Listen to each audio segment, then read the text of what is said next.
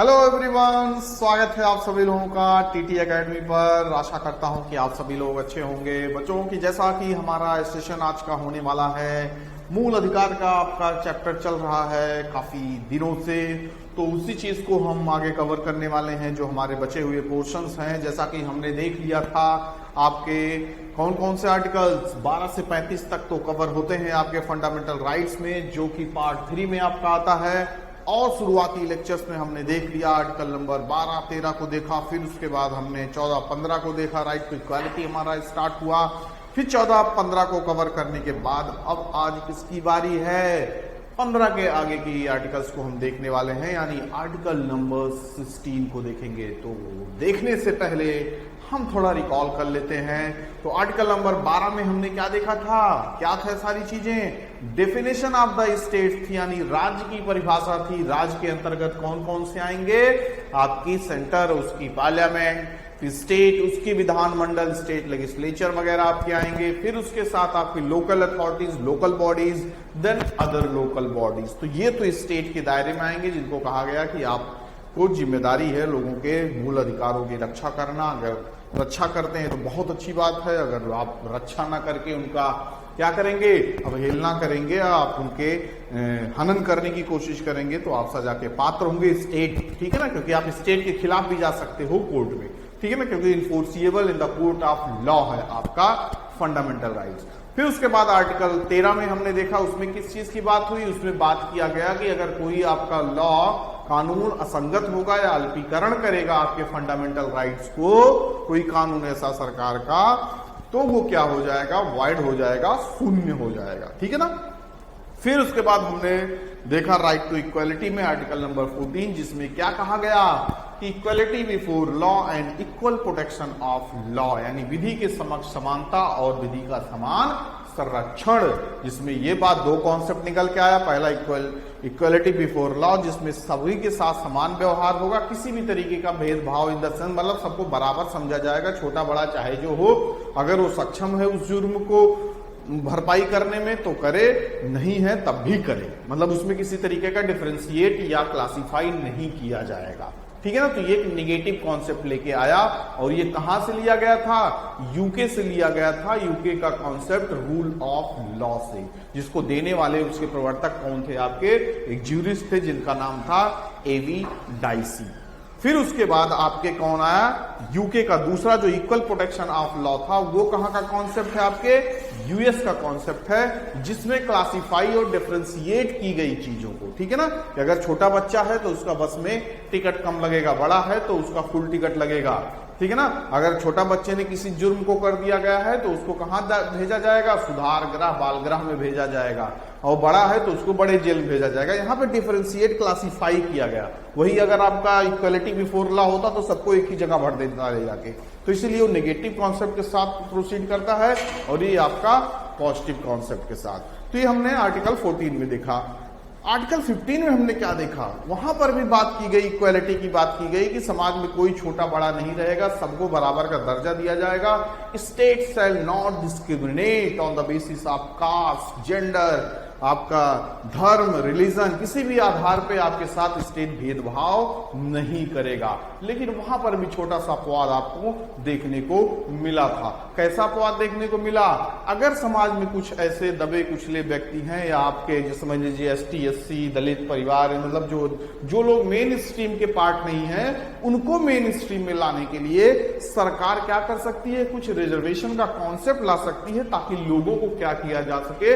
Upliftment किया जा सके, लोगों को पुश किया जा सके कि भैया आप भी हमारे मेन समाज में आइए और हमारा हिस्सा बनिए। तो उस अपलिफ्टमेंट के लिए सरकार कुछ योजनाएं, कुछ रिजर्वेशन का कॉन्सेप्ट लेके आएगी, ताकि थोड़ा सा कदम अगर वो आगे बढ़ाएं तो थोड़ा सा सरकार भी उनके साथ कदम आगे बढ़ाएगी। किस चीज का सहारा देके? रिजर्वेशन वगैरह का सहारा देके, ताकि वो भी हमारे साथ समाज में, हमारे समाज का हिस्सा बन सके, बराबरी का ओहदा हो सके, ठीक है ना। जैसे महिलाओं का उतना आपके समाज में उतना पार्टिसिपेशन नहीं है, चाहे वो इकोनॉमी में पार्टिसिपेशन कहिए, चाहे आप पॉलिटिकल सिस्टम में पार्टिसिपेशन कहिए, चाहे सोसाइटी में पार्टिसिपेशन कीजिए, आप देखते होंगे पुरुषों की तुलना में महिलाओं का उतना योगदान नहीं रहता। तो इसलिए उनको अलग से रिजर्वेशन का भी कॉन्सेप्ट रखा गया है। जैसे चुनाव वगैरह हुआ तो उसमें देखिए 1/3 महिलाओं के लिए सीट रिजर्व की जाती है। फिर आपका कहीं एजुकेशनल इंस्टीट्यूशन होता है, वहां पर भी महिलाओं को भारी छूट रहती है, ठीक है ना। तो बच्चों के लिए भी देखो, एजुकेशनल इंस्टीट्यूशंस होते हैं, तो जो बड़े बड़े कॉर्पोरेट टाइप के स्कूल्स होते हैं उनको भी कहा जाता है भैया 25% का सीट गरीब बच्चों के लिए रिजर्व रखो ताकि तुम्हारे साथ वो भी पढ़ सकें। 20,000 25,000 फीस नहीं दे सकते ना। तो ये सब सरकार उनके भले के लिए करती है, ठीक है ना, जो आपके सोसाइटी के मार्जिनल सेक्शन में एक तरीके से आते हैं। तो ये सब एक तरीके से अपवाद आप कह सकते हैं, लेकिन क्या है वो उसका एक पार्ट है, सरकार उसको कर सकती है। तो आप इसको ये भी नहीं कह सकते तो डिस्क्रिमिनेट किया जा रहा, भेदभाव किया जा रहा, अगर आप उसको एक होलिस्टिक व्यू से सोचेंगे। तो 15 में हमने ये चीजें देखी है। तो 14-15 हमने कवर किया। अब बारी है किसकी, आपके आर्टिकल नंबर आज 16 की बारी है, जो कि हम लोग देखने वाले हैं। तो आर्टिकल 16 में क्या कहा गया, तो इसमें भी आप ये ऑब्वियस सी बात है किसकी बात की गई होगी, इक्वलिटी की, क्योंकि 14, 15, 16, 17, 18 आपकी क्या बात कर रहेगा, इक्वलिटी की ही, समानता की ही बात करेगा। तो 16 में जिसकी बात की गई, आर्टिकल 16 में जिसकी बात की गई, वो क्या हुआ, इसमें क्या बात की गई, यहां पर भी आपके साथ किसी भी तरीके का भेदभाव नहीं किया जाएगा। किस जगह पे, पब्लिक एम्प्लॉयमेंट के स्थान पे, यानी लोक नियोजन के स्थान पे भी आपके साथ इक्वल अपॉर्चुनिटी क्रिएट की जाएगी, यानी समान अवसर आपको प्रदान किया जाएगा, समान अवसर प्रदान किया जाएगा। प्रदान करना कहां पे, लोक नियोजन के केस में, यानी लोक नियोजन के अवसर पर, यानी लोक नियोजन मतलब इसका मतलब पब्लिक एम्प्लॉयमेंट, इक्वल अपॉर्चुनिटी, ठीक है ना, equal opportunity in public employment,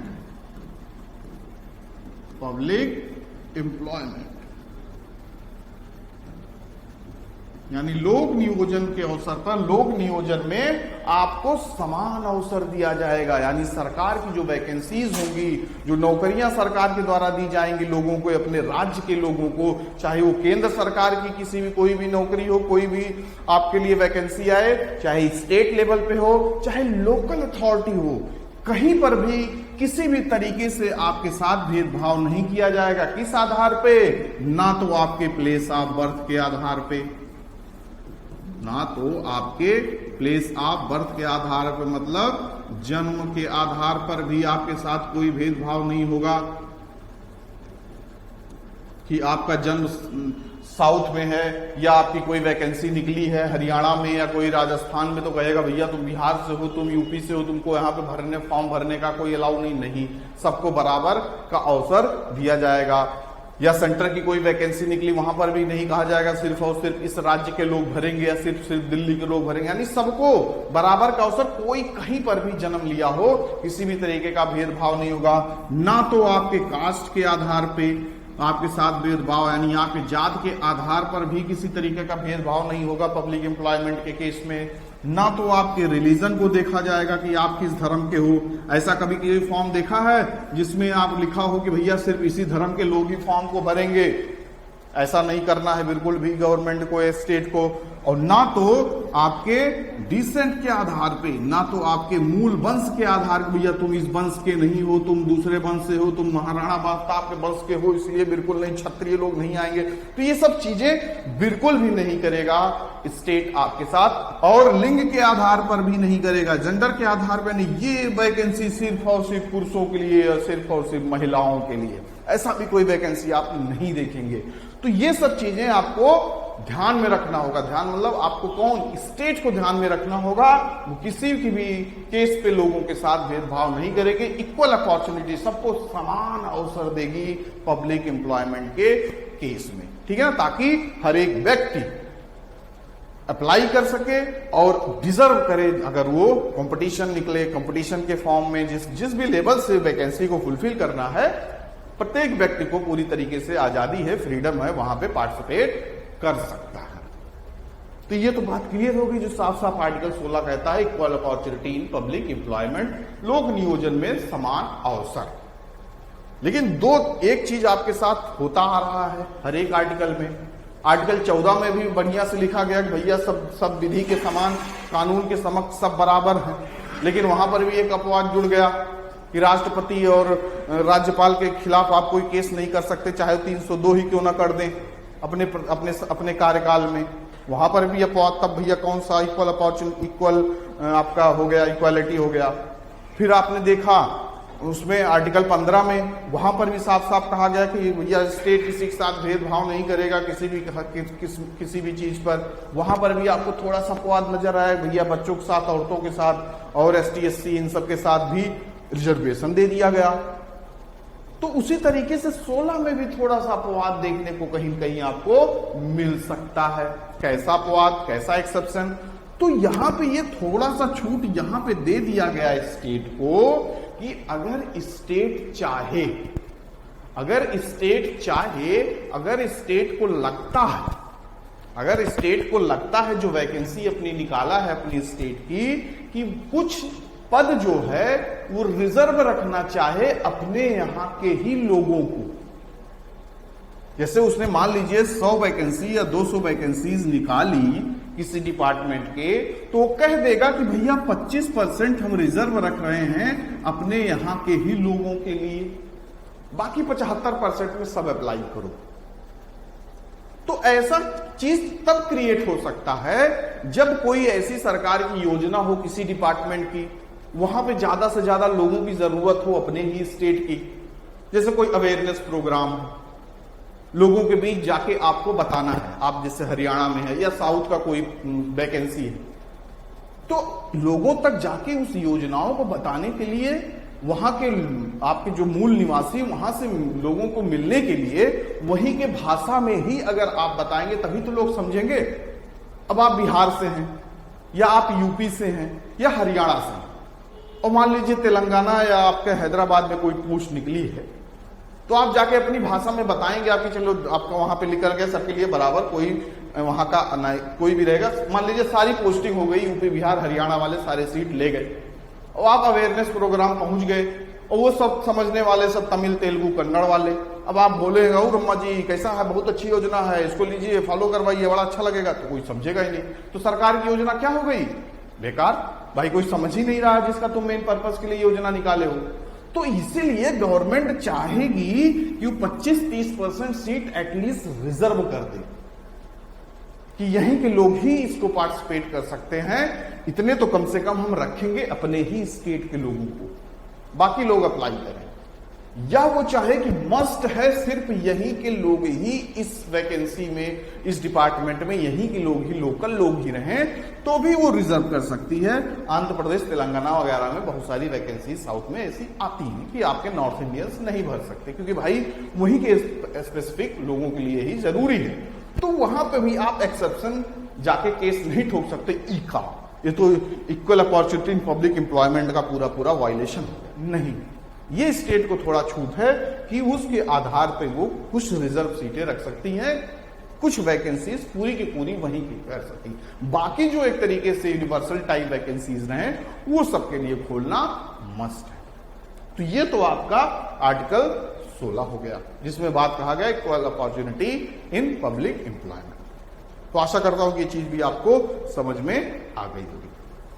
अब अगले आर्टिकल की तरफ बढ़ते हैं, जो हमारा है आर्टिकल नंबर 17। तो आर्टिकल 17 में किस चीज की बात हुई? 16 में तो यहां पर भी इक्वलिटी, तो ऑब्वियस सी बात है 17 भी कुछ बराबर अवसर की ही बात करेगा। और वो कौन सी बात करेगा, ये बात हम जानने की कोशिश करेंगे। बहुत बार पूछा गया है कि आर्टिकल 17 में कौन सी चीज दी हुई है, 18 में क्या चीज दिया हुआ है। ये तो सीधा सीधा आपके एग्जाम में क्वेश्चन आ जाते हैं। तो आज उसी 17 की बारी है, और जो आर्टिकल 17 में कहा जाएगा वो हम लोग देखने वाले हैं।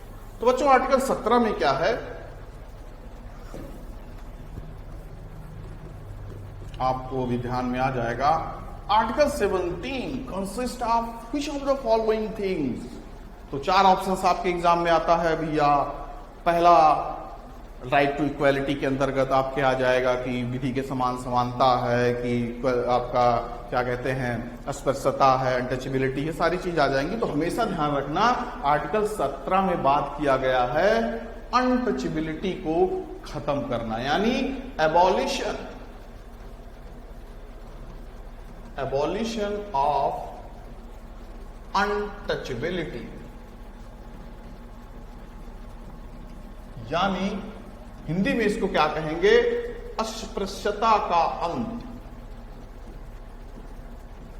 अस्पृश्यता का अंत। भाई इसको जब तक अंत नहीं करोगे तब तक कहां पर राइट टू इक्वालिटी को फुलफिल कर पाओगे। आपका मेन लक्ष्य क्या है, इक्वालिटी, समानता, लोगों के बीच समानता लाना। तो समानता के बीच तो सबसे बड़ा बैरियर निकल के आता है आपका अनटचेबिलिटी, छुआछूत, जो कि सदियों से चलता आ रहा है। यह चीज समाप्त करना सबसे बड़ी प्रायोरिटी थी हमारे कॉन्स्टिट्यूशनल फ्रेमर्स की। सदियों से देखो आपका वर्ण सिस्टम आ गया, अर्ली वैदिक पीरियड में आया, एंट्री मारा, फिर आपका उत्तर वैदिक काल में पूरा एकदम कॉम्प्लेक्सिटी क्रिएट कर दिया, पूरा ब्राह्मणिज्म, पूरा पंडित अपना बड़ी बड़ी बातें करना कि ये है वेद, वो है वेद, उसको मानो, ये करो, नहीं चले जाओगे सुअर बनोगे, ये करोगे अगर आप वेदों की बातें नहीं मानोगे। तो ये सब पूरा चलते आ रहा था सदियों से। मुगल वंश जो आपके मुस्लिम साहब, वहां पर भी आपके जो वर्णा सिस्टम के लोअर थे शूद्रा, उनको परेशान किया गया। ब्रिटिश काल में भी इतना ज्यादा परेशान किया गया, एक्सप्लॉइट किया गया। तो सदियों से इनका एक्सप्लॉइटेशन होते आ रहा है समाज के निम्न वर्गों के साथ या और भी लोगों के साथ। तो ये अनटचेबिलिटी कॉन्सेप्ट को खत्म करना सबसे बड़ी प्रायोरिटी थी हमारे संविधान की। तो इसीलिए उसने राइट टू इक्वालिटी में डाला, या कि अस्पृश्यता तो होनी ही नहीं चाहिए अगर राइट टू इक्वालिटी को हम एग्जिस्ट करेंगे। तो एक आपका फंडामेंटल राइट्स आ गया। अगर आपके साथ कोई छुआछूत का व्यवहार करता है तो आप सीधे जाके सुप्रीम कोर्ट में उसको घसीटो, छोटे मोटे कोर्ट में उसको चक्कर लगाने की धमकी दो ही मत, और सीधा नॉन बेलेबल उसको जेल होगा, सीधा उसको सजा का पात्र होगा। तो आर्टिकल 17 में, ये तो आपको हमेशा याद ही रहना चाहिए, आर्टिकल 17 में क्या दिया गया है, एबोलिशन ऑफ द अनटचेबिलिटी, अस्पृश्यता का अंत, छुआछूत को खत्म करना है।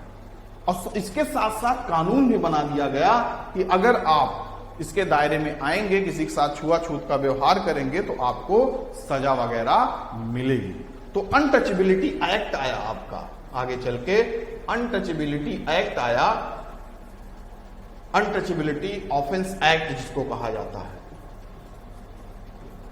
यानी अस्पृश्यता अपराध कानून एक्ट 1955 में अनटचेबिलिटी यानी अस्पृश्यता अपराध कानून, ठीक है ना, 1955।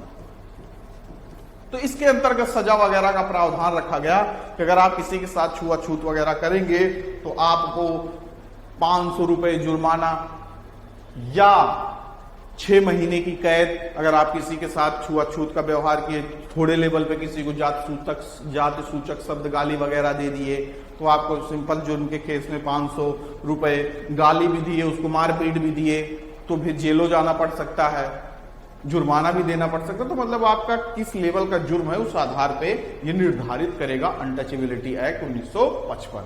आगे चल के इसमें कुछ और सुधार करके इसका नामकरण वगैरह बदल दिया गया 1976 में, 1976 में।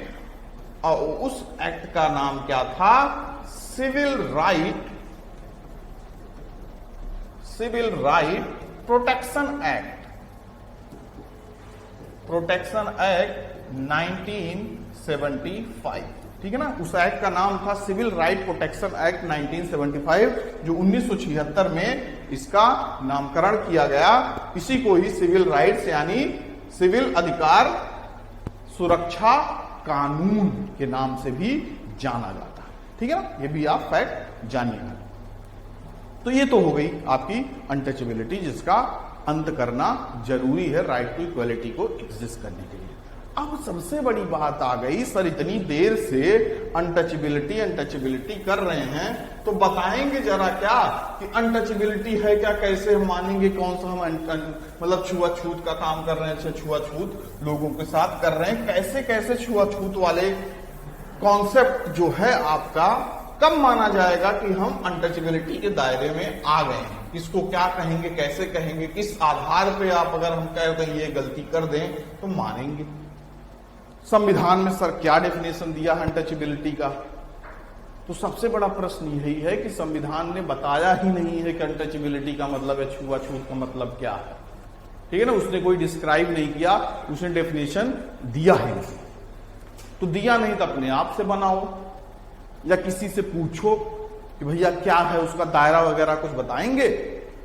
तो यही जो आपका 1955 था, उसी में ही यह सरकार ने बताया कि अनटचेबिलिटी का मतलब आप यही ध्यान में रखिएगा, अनटचेबिलिटी का मतलब यही कंसीडर किया जाएगा अगर आप किसी को अलाउ नहीं करते हैं, अगर आप किसी को अलाउ नहीं करते हैं किसी इंस्टीट्यूशन में, किसी धार्मिक स्थल पर या किसी सामुदायिक स्थल पर, अगर आप किसी को एंट्री करने से या किसी को शामिल होने से अलाउ नहीं करते हैं, अगर उससे कहते हैं कि आप अनटचेबल हो या छुआछूत के दायरे में आते हो या आप समाज के निचले वर्ग से आते हो, दलित हो, महादलित हो, इसलिए आपको इस इंस्टीट्यूशन में नहीं आना है, शामिल नहीं होना है, पानी नहीं पीना है, छूना नहीं है, तब आप अनटचेबिलिटी के केस में आ जाओगे। मतलब अगर आप किसी के साथ भेदभाव करते हैं उसके कास्ट के आधार पे, तो आप अनटचेबिलिटी के दायरे में आएंगे, सजा के पात्र हो जाएंगे।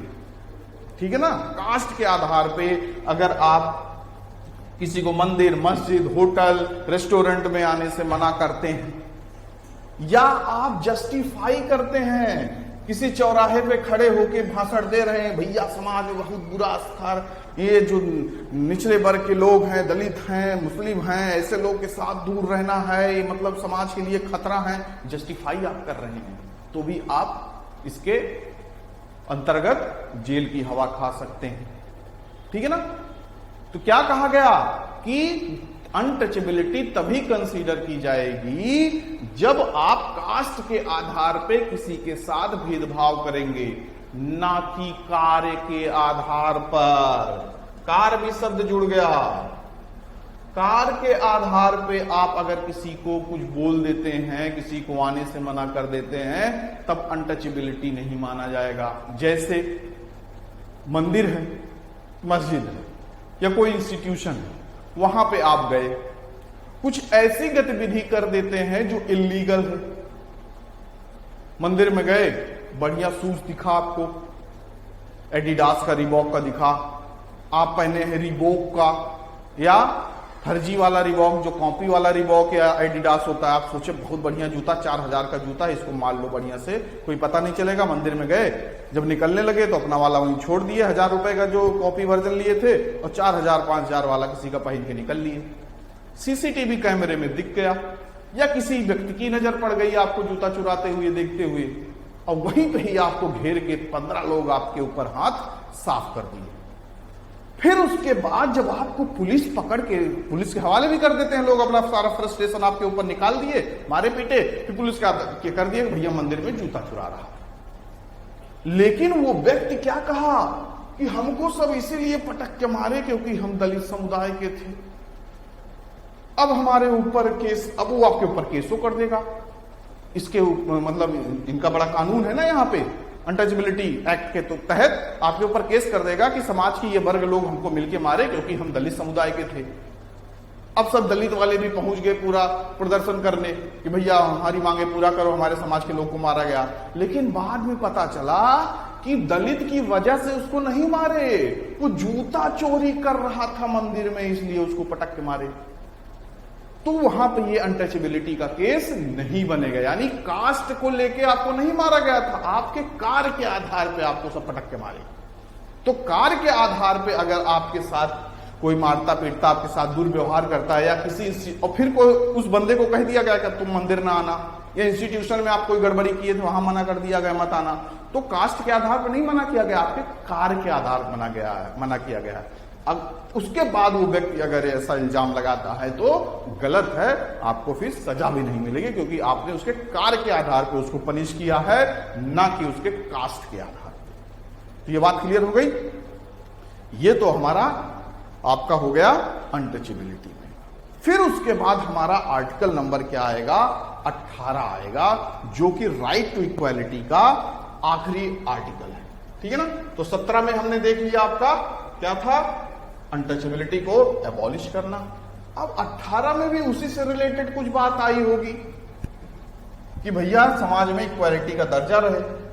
तो क्या है 18 में, यही जानने की कोशिश करेंगे। ऐसा कौन सा आर्टिकल रखा गया जो समानता की बात करेगा।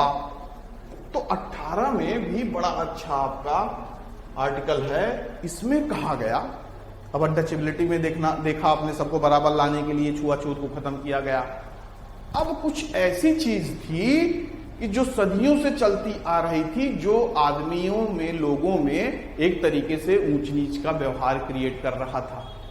जैसे पहले आप सुनते रहे होंगे, आपके समाज में हमारे सामने पधार रहे हैं राजाधिराज महाराज श्री प्रद्युम्न कुमार, अखंड प्रताप सिंह या राजकुमार, मतलब नाम के पहले कुछ 3-4 नाम जुड़ जाता था। श्री श्री 108 महामंडलेश्वर श्री महाराजाधिराज हमारे सामने पधार रहे हैं। तो ये सब क्या था? अगर आपके नाम के साथ ये चीज जुड़ जाती है तो आप अपने आप को बड़ा फील करने लगते हो, और सामने वाला भैया हाथ जोड़ लेगा, रे राजाधिराज महाराजा मौलाना श्री श्री श्री जावेद महाराज जी आ रहे हैं हमारे सामने। तो ये सब बड़े बड़े नाम जुड़ जाते हैं, तो क्या हो जाती है, इक्वालिटी इन इक्वालिटी में तब्दील हो जाती है। ठीक है ना। तो उसी चीज को खत्म करने के लिए, इक्वालिटी की बात कर रहे हो तो ये सब चीज हटाना पड़ेगा भैया। जो साहब अपने सामने ढेर सारी उपाधि वगैरह जोड़ के रखे हो, पहले राजा वगैरह को ढेर सारी उपाधियां मिलती थी, महाराजा, पता नहीं क्या क्या नाम जुड़ जाता था, 10-12 नाम। तो वो चीज राइट टू इक्वालिटी में इक्वालिटी क्रिएट करने के लिए वो चीज खत्म किया गया, और वही बात किया गया यहां पर भी एबॉलिश किया गया, एबॉलिशन ऑफ टाइटल्स, यानी उपाधियों का अंत। ठीक है ना। जो लोग अपने नाम के साथ उपाधि लगाते थे, जोड़ते थे, उसको भी खत्म करो, क्योंकि हमें ये सब नहीं चाहिए, सबको बराबर का दर्जा चाहिए, उपाधियों का अंत। ये आपके आर्टिकल 18 में भी पूछ लिया जाता साफ साफ। आर्टिकल 18 में क्या है, उपाधियों का अंत, यानी अब कोई व्यक्ति अपने नाम के आगे पीछे कुछ नहीं लगाएगा, सिर्फ और सिर्फ अपना नाम यूज करेगा, कोई उपाधि यूज नहीं करेगा। लेकिन इसमें भी एक छूट मिल गई, छूट नहीं मिल गई, एक तरीके से आपको ये दर्जा मिल गया कि आप और कोई उपाधि नहीं रखेंगे, लेकिन military and academics, military and academics की जो आपकी उपाधियां होंगी उसको आप अपने नाम के साथ जोड़ सकते हैं। जैसे आप क्या हैं, कैप्टन सुरेंद्र प्रताप सिंह, ब्रिगेडियर जावेद खान, ये सब अगर आप अपने नाम के साथ जोड़ेंगे तो आपको इसके दायरे में नहीं आएंगे एबोलिशन ऑफ द टाइटल्स। या आप एकेडमिक्स में डॉक्टर तरुण तिवारी इस तरीके से लिखेंगे, तो ये सब क्या है, इंजीनियर, डॉक्टर, सीए, तो आपका एक प्रोफेशनल है। तो इसको क्यों नहीं खत्म करने की बात की गई?